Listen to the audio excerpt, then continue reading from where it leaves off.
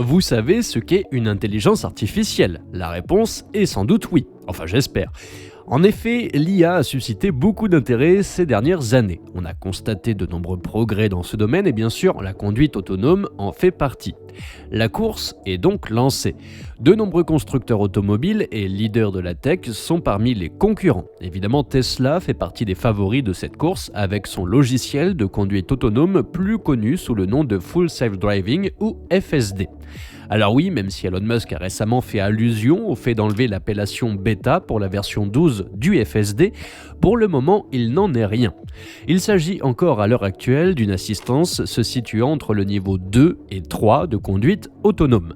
Et non, il n'est pas encore disponible en Europe, quoique des rumeurs rapportent que ça serait pour bientôt. Et oui, Mercedes, avec leur Drive Pilot, a pris un peu d'avance par rapport à Tesla, ce qui leur a sans doute mis un petit coup de pression en plus. Eh bien, cette situation pourrait sans doute changer car une bête vient de débarquer et c'est Tesla elle-même qui en est la génitrice. Cette bête, c'est Dojo, une véritable révolution pour le monde de l'intelligence artificielle et de la conduite autonome.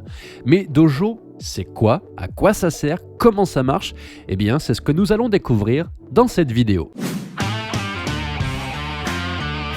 Pour faire court, Dojo est un supercalculateur créé de A à Z par Tesla. Un supercalculateur est un ordinateur super puissant capable d'atteindre des vitesses de calcul très élevées.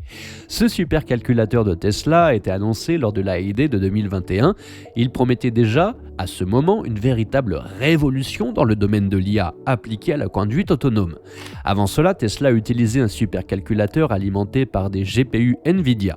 Ces GPU leur permettaient de traiter les données des réseaux neuronaux utilisés dans le FSD et ainsi alimenter l'apprentissage automatique des véhicules de leur flotte. D'où son nom, Dojo. Et oui, pour ceux qui n'auraient pas fait le lien, dans les arts martiaux japonais, un dojo est un lieu d'entraînement où les combattants s'entraînent et s'améliorent. Ce supercalculateur offrait déjà d'excellentes performances, mais Dojo fait encore mieux. En effet, une seule tuile Dojo peut remplacer 6 boîtiers GPU entiers. Bref, il s'agit là d'une vraie bête de course. Mais du coup, comment cela est-il possible? De quoi ce supercalculateur est-il composé? Et comment fonctionne-t-il exactement? Composants. Pour commencer, voyons ce que Dojo a dans le ventre. L'élément principal de Dojo est la puce D1. Tesla l'a décrit comme étant une puce possédant la puissance de calcul d'un GPU avec la flexibilité d'un CPU. Cette puce, fabriquée par TSMC, est composée de 354 nœuds qui sont en fait une sorte de processeur 64 bits avec 1,25 MB de SRAM. Un seul nœud est capable d'effectuer 1 teraflop de calcul, c'est-à-dire 1000 milliards d'opérations par seconde. Pour vous donner une idée, un Apple MacBook Pro M1 de dernière génération offre une performance d'environ 5,3 teraflops. Et comme nous venons de le voir, la puce D1, elle, est composée de 354 nœuds, ce qui fait qu'elle peut réaliser un calcul d'apprentissage automatique de 362 teraflops. Vous imaginez un peu la puissance d'une seule puce Dojo D1? C'est à peu près l'équivalent de ce que 68 MacBook Pro M1 peuvent offrir. C'est énorme. En plus, elle offre une bande passante sur puce très élevée ainsi qu'une bande passante entrée-sortie très intéressante. Cela veut dire que la communication entre les nœuds se fait de la manière la plus rapide possible. Du coup, les informations seront traitées plus efficacement. Selon Tesla, la bande passante de la puce D1 serait environ le double de celle proposée par les autres puces de commutation réseau à la pointe de la technologie. Bref, ils veulent vraiment changer le game avec cette puce. Mais cela ne s'arrête pas là. Même si on peut s'accorder à dire que c'est déjà une excellente performance, vous vous en doutez, une seule puce ne fera pas l'affaire. La D1 sera disposée sur ce qu'ils appellent une training tile ou tuile d'entraînement. 25 puces D1 seront placées sur une training tile de sorte à ne pas altérer la bande passante entre les matrices. La tuile d'entraînement est donc un module multipuce ou MCM pour multi-chip module ou plus simplement une plaquette de plusieurs puces. D'ailleurs, c'est à ce jour l'un des plus grands MCM organiques de l'industrie, soit environ 7 fois plus grand que le MCM de Nvidia. Bref, elle est gigantissime. Et ce n'est pas tout.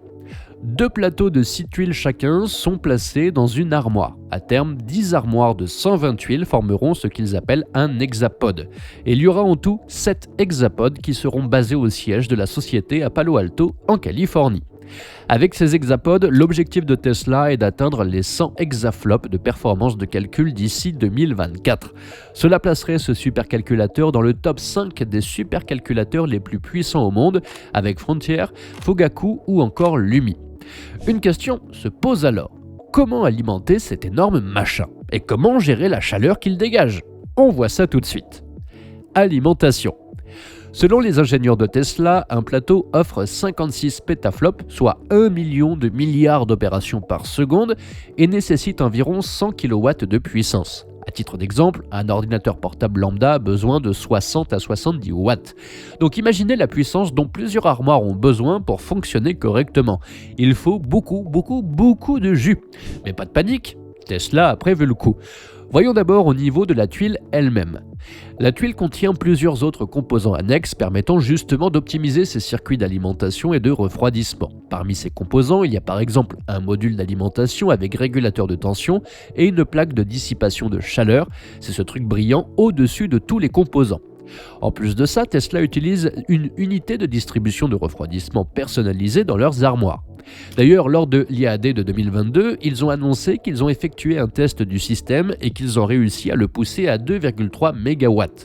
Ce test de charge a, soit dit en passant, causé une panne au niveau du réseau électrique de Palo Alto, ce qui leur a valu un petit coup de fil de la ville. On peut donc s'en douter, Dojo, ou plus précisément la puce D1, ne peut pas être installée dans une voiture, sauf si l'on souhaite qu'elle tombe en panne sèche dès le démarrage. Mais du coup, concrètement, à quoi sert Dojo et comment Tesla l'utilise? Utilisation. On sait maintenant que Dojo est un supercalculateur dédié à l'intelligence artificielle et à l'apprentissage automatique de la conduite autonome. L'un des buts de Tesla en le créant est donc bien évidemment d'entraîner les réseaux de neurones utilisés pour la construction de son système de conduite autonome. Et les bénéfices sont considérables. Avec Dojo, le traitement des ensembles de formations qui duraient auparavant 1 mois ne prendrait plus qu'une semaine. Vous vous rendez compte? Une semaine. En effet, selon eux, 72 racks GPU pourraient être remplacés par seulement 4 armoires Dojo. Le système autopilote et FSD pourra donc évoluer beaucoup plus rapidement, notamment au niveau de l'étiquetage automatique des vidéos de formation de sa flotte. En gros, la conduite autonome totale ne serait plus un rêve si lointain que ça. Plutôt cool, non?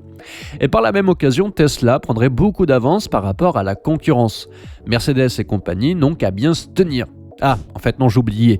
Aucun autre concurrent connu a choisi cette méthode qui consiste à entraîner une intelligence artificielle pour résoudre la conduite autonome. Résultat, ils n'ont même pas encore commencé la collecte de données. Et oui, ils préfèrent compter sur les radars à la place.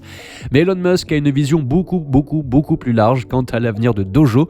Le Techno-King de Tesla a l'intention de l'ouvrir au grand public en tant que service. Selon lui, Dojo possède un plus grand potentiel qui va au-delà d'une seule application.